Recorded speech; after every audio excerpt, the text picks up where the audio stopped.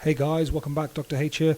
Just wanted to say thank you for tuning into my channel. So I've been putting together some videos on Sunless Skies for my students who are studying it this year, and I thought I would put together a quick top 10 of my favourite moments so far in the early access version of Failbetter Games Sunless Skies. Hope you all enjoy. One of the things I loved about the original Sunless Sea game was its element of cosmic horror. So coming in at number 10 is the first encounter with the cyclopean ruins. What place was this? What giant king made his home here? And why did he abandon the vast stores of souls that the locals still quarry from beneath the stones? Perhaps you might risk a furtive excavation of your own. Not one of the looming stones is quite square, yet they all slot together immaculately. What were these ruins before their fall? Even their bones are tall and stately as the finest cathedrals of old France. What purpose did they serve in the past, plentiful days when their sun still shone? Another thing that really drew me to this franchise was the moral ambiguity. You aren't a good guy. You don't have to play as a good guy. So coming in at number 9 is me not playing as a good guy. He invites you to join him by the window, where starlight dazzles the sloping streets of Prosper. A place like this is only kept safe by toil, you understand. The pioneers who built it, the politicians who funded it, the people who defended it from, his lip curls, the Tacites. Those who toil in such labour are rewarded. Proof is required, of course. Nameplates will do. We keep a list of their engines. Accept his offer. You will hunt Tacity locomotives and provide their nameplates for the parsimonious chairman. Decline, you will do no such thing. I don't have a stake in this either way, so yeah, sure, if he's going to pay me, I'll shoot people down and space them, yeah. Coming in at number 8 here, and dripping with irony, is the moment when the fastidious inspector chose just the wrong time to talk to me about clocks. The atmospherics are great. It really feels like the successor to the first two games.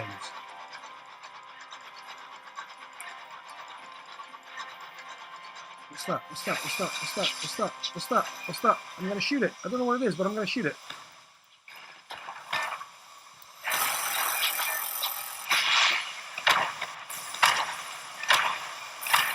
Well, I wasn't bitten off more than I can chew that. A stopped clock. We're in the middle of battle, madam. The fastidious inspector approaches you in the galley in the middle of battle. Captain, good day. I notice your ship's clock had stopped. Perhaps you permit me to repair it. She has a little case of tools and a hopeful expression. Sure thing, you knock yourself out. She gives a grateful flicker of a smile and sets to work. Soon she has the back of the clock and has spread tiny cogs across the galley table in the middle of a battle. Obtuse horological tools gleam brassily amongst them. Everything has a place. I appreciate the opportunity to keep myself busy.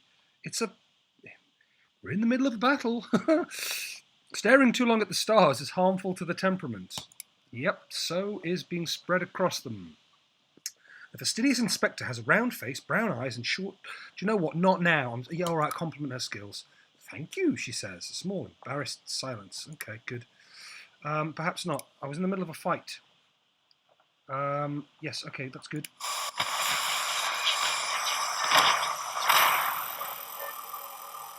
Wow. Did I just die there? OMG. Loot R. You have defeated a Reach Marauder. So Prince Albert, the royal consort, was a big feature in the plot of the original Fallen London. So here, coming in at number 7, is when we find out what happened to the royal consort. New clock tower. They plan to call it the Albert clock in memory of the departed prince consort. Now, that's very interesting, because in the original Fallen London, the reason that London is dragged into hell is because the traitor empress, Victoria, is trying to keep Albert alive. He is no more, yet she is the enduring empress now. One of the things I love about this whole game series is the way they tease you with a little bit of information that you don't think is important, and later on it turns out to be very important. So coming in at number 6, beware, here be dragons. Procession of the Red Saint. Gaudy banners fly over the painted rooftops of Port Prosper. The smog of the East End is hidden away by giant posters displaying dragons in varying degrees of vivisection. The cramped streets are clogged with people. Wealthy West Enders promenade about the amusements, while impoverished East Enders work the stalls and huddle by the chestnut fires for warmth. A painted dragon, pursued by knights, is chased through the crowds to a chorus of "Ho, the riding!" Ooh.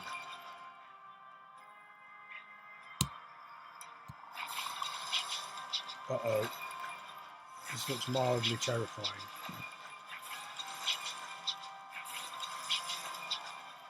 What the hell is that?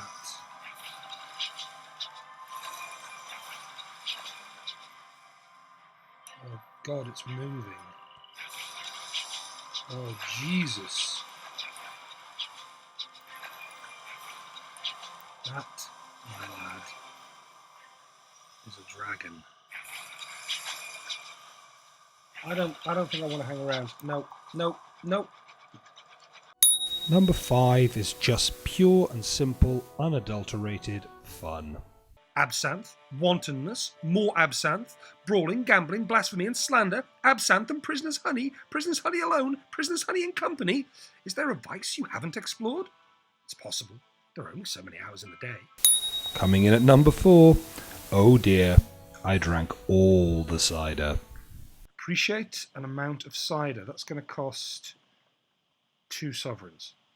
Made from real apples from the world you left behind. Careful now, a local warns you placidly. Failure, oh dear. It tastes of golden sun and the fields left behind. Another! You must have another. The second tastes even better. The third, well, you don't remember the third one very well. Perhaps, in addition, there was a fourth and a fifth? You awake beneath one of the trees in the orchard, its hard bark against your cheek. You dimly remember singing something inappropriate, the dark looks from the other patrons. Perhaps you remember climbing on a table? But to what end? Goodness, the stars are very bright, aren't they? Very bright indeed. Like bright little needles. Ouch. If there's one thing Failbetter do better than anybody else, it's world building. This moment here where you encounter Hybris, the truly imaginative and quite terrifying world. Pretty. This looks like a continent or something. But far too close. Whoa, whoa, whoa, whoa, whoa, whoa, whoa, whoa, whoa, whoa. Fungus covers this place like a blanket. It sprouts, coloured white and angry red on every outcropping and asteroid. Right. Well, I found something of interest. You enter the fungal forests of Hybris. Clouds of spores drift through the ropey tendrils of free-standing fungus. Giant ants pierced with spines of mushroom crawl to the tops of trees to better spread their spores.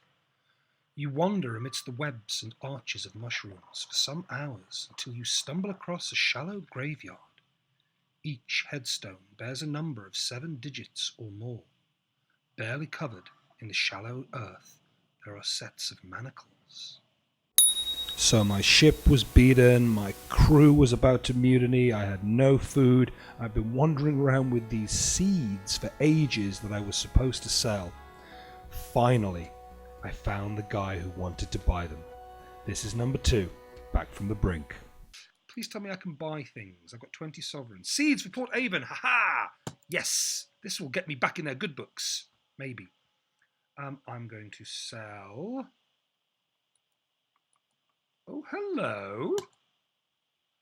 Back in the game. 310 sovereigns. The Vicar is almost excessive in his gratitude. Ha! I shan't be the laughing stock of the village this year. I shall put even the carpenter's marrows to shame. Thank you for recognising the importance of our little competition.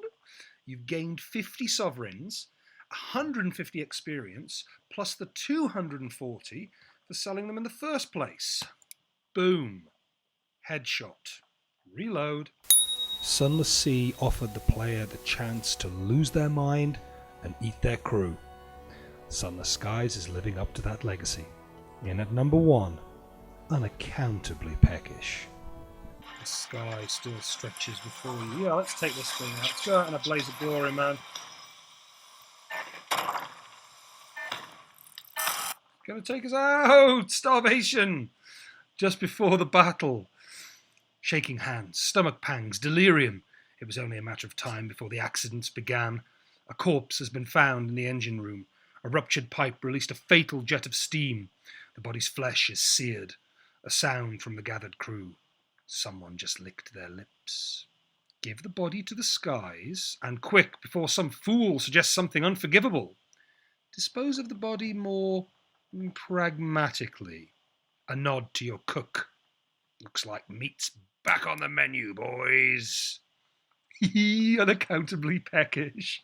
You've gained 9 terror, you've lost 1 crew. Well, I lost the crew anyway. No one speaks at dinner.